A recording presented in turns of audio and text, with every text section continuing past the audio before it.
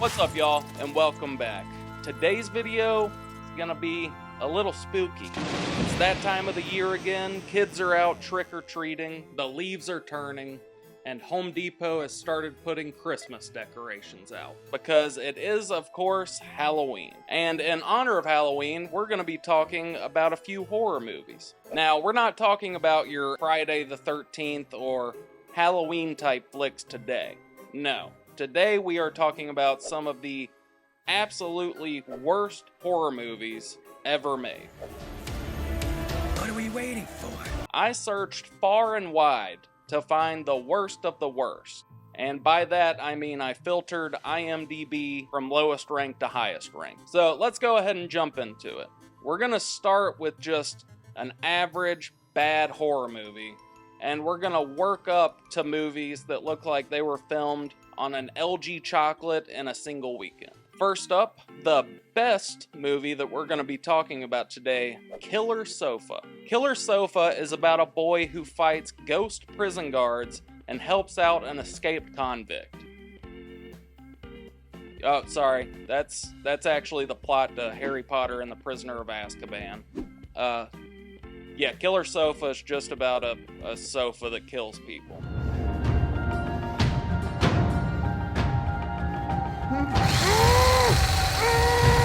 And you're thinking, a killer sofa? That's not scary. And you're right. But they tried really hard. So you gotta give them some credit for that, right? But the movie starts out with our main protagonist, Francesca, being interviewed by a police officer named Detective Gravy about her ex-boyfriend's murder. And we don't really learn anything from this interview, except Francesca's gotta get out of there and pick up the new sofa she just bought. Sorry, we've got to go now. I'm having some furniture delivered. Really? What kind of furniture? A recliner. Uh-oh. I think I know where this is going. But while the sofa's being dropped off, a rabbi just so happens to be walking by, and he immediately senses that this sofa has some powerful, evil energy. And boy was he right, because its first order of business after being in Francesca's house was to attack her boyfriend.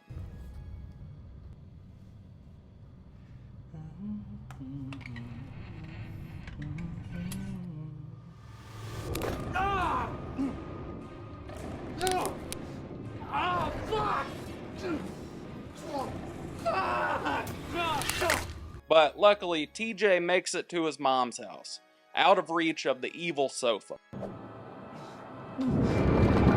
Just kidding. If you thought this sofa couldn't walk and climb buildings, you are sadly mistaken, my friend.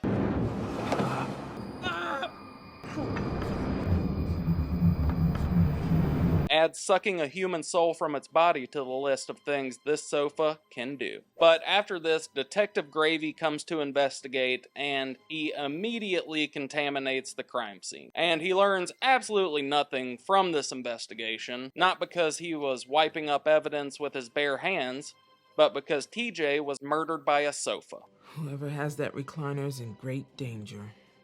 Yeah, I'd say. So now that TJ has been murdered by a lazy boy, Francesca is all alone in the apartment, and one night she sees the sofa move. And I don't know whether to call this a sofa or a chair, because it's not a sofa, it's a fucking recliner. But the name of the movie is Killer Sofa, so we're sticking with that. But Francesca calls up her friend Maxie so that she could stay at her place.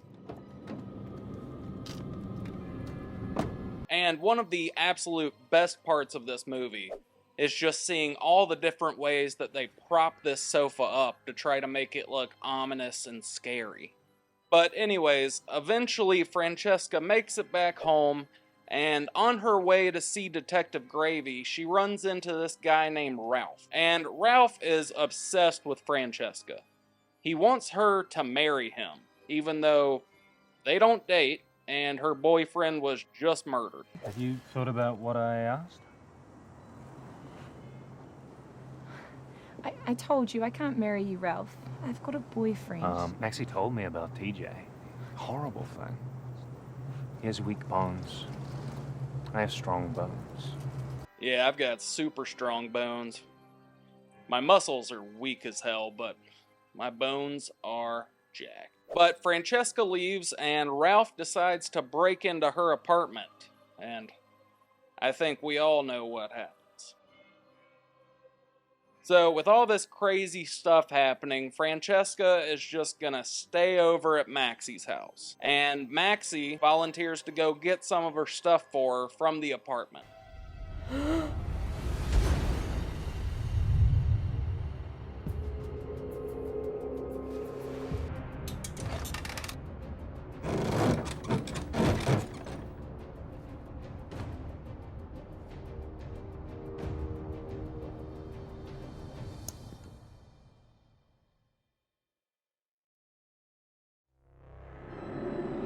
Yeah, maybe instead of seeing who's dragging that dead body away, just grab her iPhone charger and get out of there.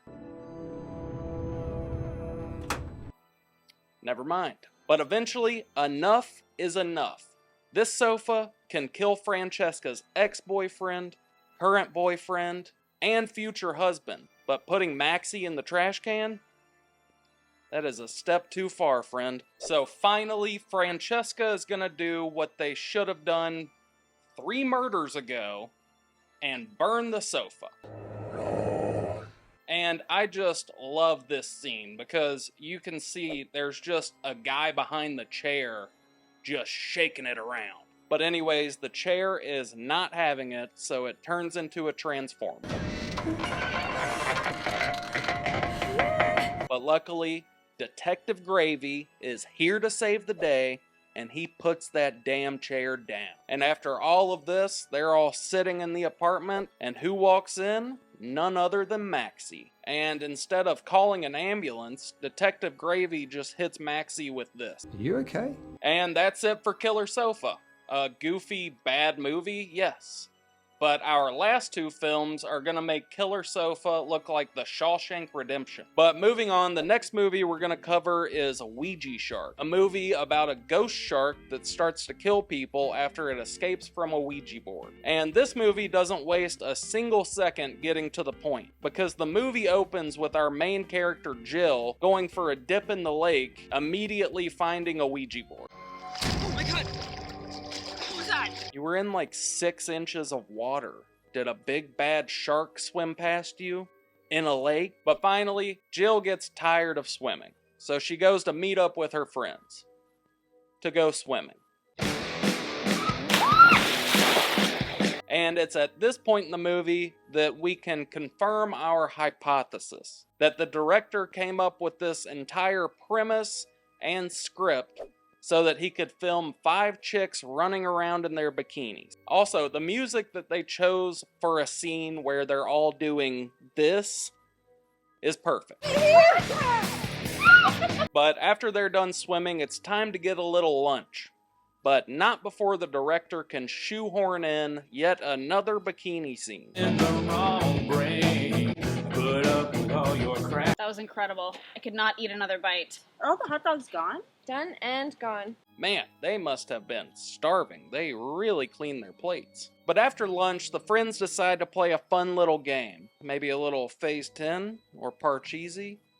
Of course not. The movie is not called Parcheesi Shark. Oh, spirit of the Ouija board, whatever. Where are you from?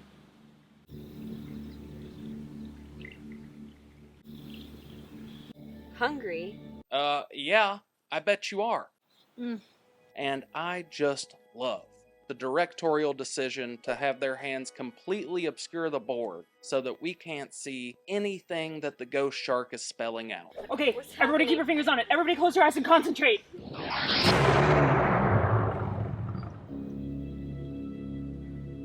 Okay, fuck this. Yeah. So after their terrifying experience with the board, Jill calls her dad to get some help. I was at the beach, and I found this Ouija board in the water. We were playing for a bit, and then the board started shaking like crazy. Really? And Jill's dad thinks that something is fishy. Why would anyone want to summon a shark?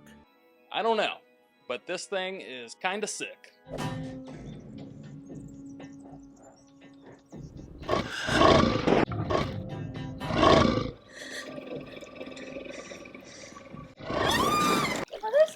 don't see every day.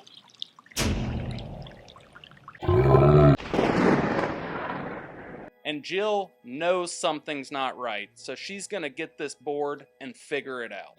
Hey, have you guys seen my Ouija board? I don't know. It should be over there. Well, it's not there. Did one of you guys take it? Find that board. What are they gonna do? They need this board to trap the shark. Well, they'll get to that later. But first, time for a swim. Oh, you're crap. And I just want to put a little warning here, let you guys know, prepare yourselves for one of the most blood-curdling screams in cinema history. Oh my god, Donna! You just noticed the pool full of blood and the human hand? You've been hanging out in the backyard all morning. Kim, no! Hey, what did I miss? Oh my god, shit! Run!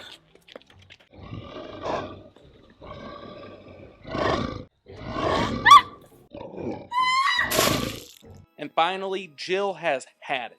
She's not just gonna let some ghost shark attack her friends and family and get away with it.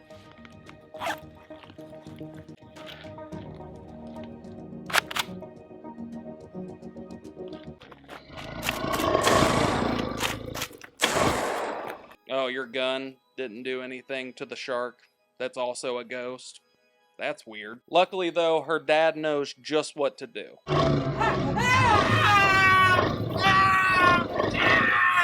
But eventually, the shark has Jill and the sheriff cornered in a cabin, and they've got to figure out how to stop this thing. Where's the planchette? Use this. Is there anybody out there that can help us? And who does she make contact with? Her dad, who also turns out to be a Marvel superhero. I've got to use my occult training. Mystic Shield!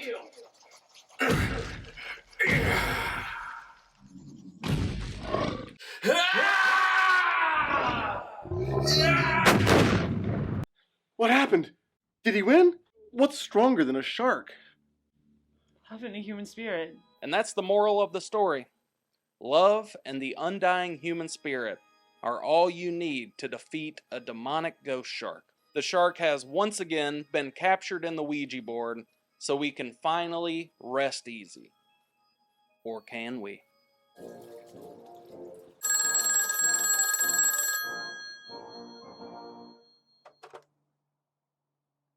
What is it? It's me. Right. How did the experiment go? It's really important. The experiment went very well, sir. We can expect that very soon it can go worldwide. Excellent. Prepare phase 2 of Operation Ouija Shark. It's going to be huge. Now, I'm sure most of y'all saw that coming from miles away, but yes, the Ouija Shark is a Black Ops experiment run by Donald Trump, and that was Ouija Shark. Now, would you believe me if I told you our next movie is gonna make Ouija Shark look like an Oscar-winning film? Well, let's see. The last movie we're talking about today is Lycan Colony, and this movie is a fever dream of terrible writing, acting, editing, audio, pretty much all the things that make up a movie. About a quarter of the movie is filmed in lighting like this, and there are multiple 10-plus minute scenes with terrible audio dubbed over them, and the actors' lips don't sync up with the dub. You're fine, just put a little Neosporin on it and clear it up. Hey, Zev. Hey, Dave. But anyways, Lycan Colony is a movie about a town run by werewolves, and the movie opens up and introduces us to just the sweetest little family. Stuart, get the hell down here! We had to go where I could find work. Right, no one else would come near this hellhole. You're lucky your father isn't in jail. Honey. He's gonna find out eventually anyway. And we find out how they end up in this crappy little town. Yes, your father did have a problem.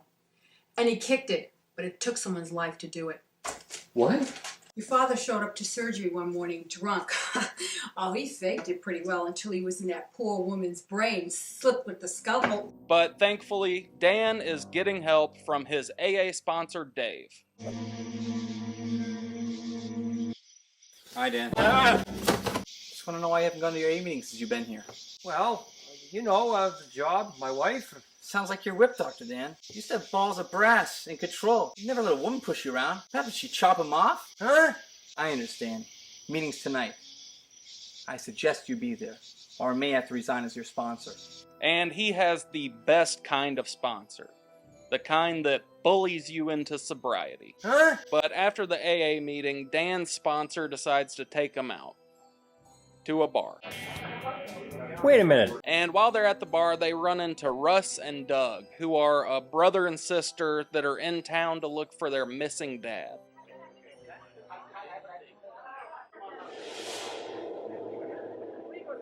You know those little peel and stick tattoos that are like 50 cents that you get out of the little machine? Yeah, they didn't have the budget for those. But after noticing the tattoo, Dan strikes up a conversation with Doug and realizes that he was actually in the military with their missing dad. I remember when he was awarded that gold watch at his retirement for many years of loyal service. I still remember their inscription.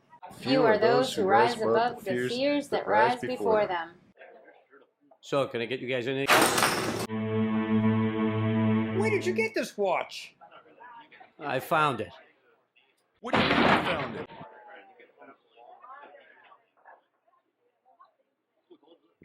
Mistake! And let's just say, things are about to get a little hairy.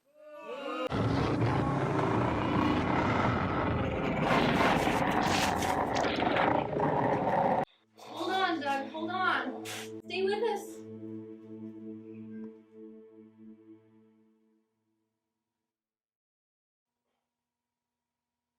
He's gone. So, were either of you gonna call 911? But now they have really kicked the hornet's nest with their little scuffle with the bartender.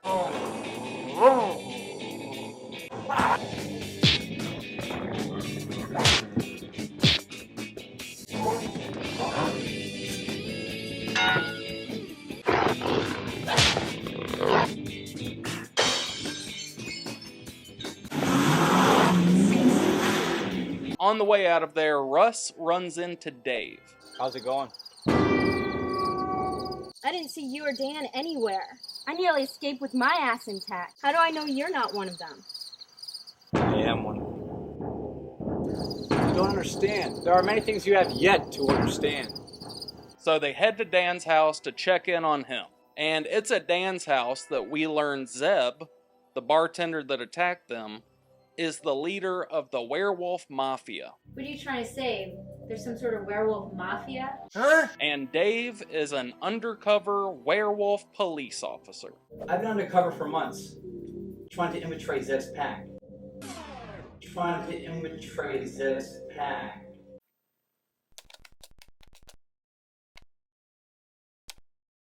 You'll need me in this, as I'll need your skills and your firepower. What about you? I can use certain meditations and mental disciplines to hold the beast at bay. Meditations? And what if that shit don't work and you start nipping at my ankle bone? So together, they're going to imitate the mafia and take them down. But before they can do that, Russ needs to get up to speed, so they consult the town witch.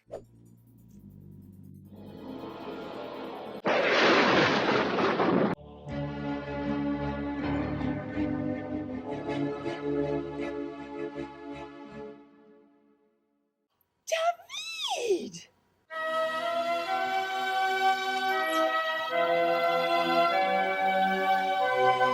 And the witch reads Dave's mind in the weirdest fucking way possible.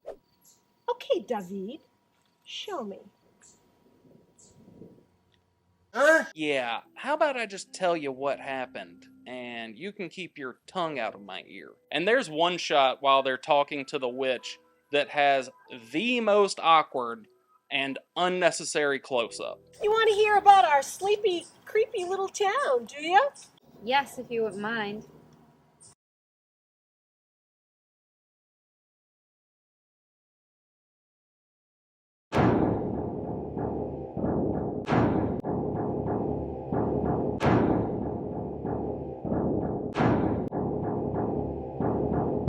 So they've talked to and been assaulted by the witch, but before they go, Dave needs to meditate. And just like the rest of the movie, this scene goes on far too long.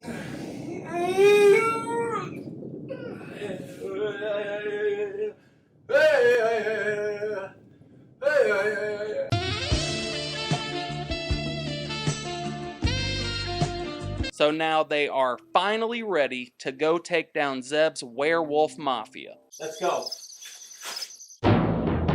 But right in the middle of kicking some serious werewolf ass, Russ makes a startling discovery.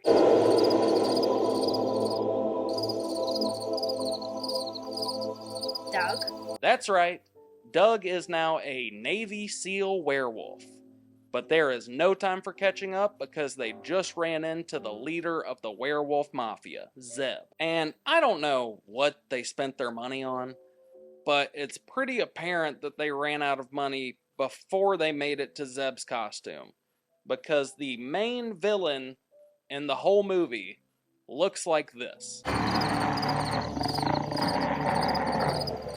That's right. Zeb is a furry. But don't let his looks fool you, because Zeb is incredibly powerful. But thankfully, they have backup.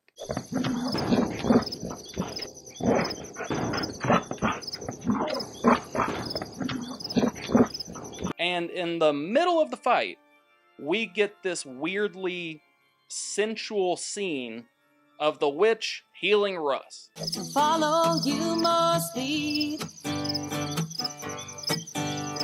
Mama, you don't know how much you mean to me. Can you keep your tongue in your mouth for 3 seconds, please? You don't need to lick everything that you see.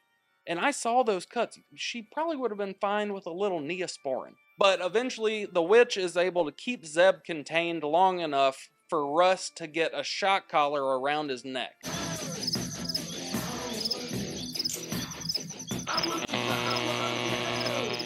And with the shock collar on him, they can finally take Zeb to the Redwoods to have his werewolf power stripped away.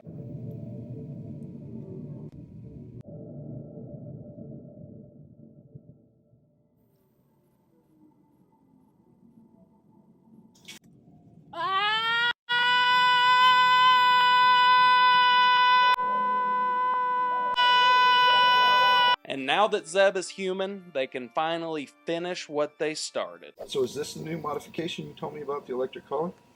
Yep, what you do is you flip the safety here and then you hit this button and then this button in sequence. Oh, like this?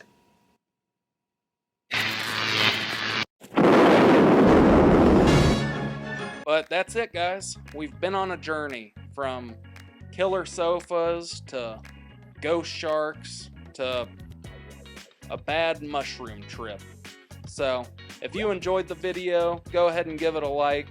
And I watched about 7 hours worth of these movies, some of which didn't even make the cut. So, if you did enjoy the video, if you hit that subscribe button, it would make my last couple of days feel a lot more worth it. But that's going to do it for this one, guys. So, until next time, peace.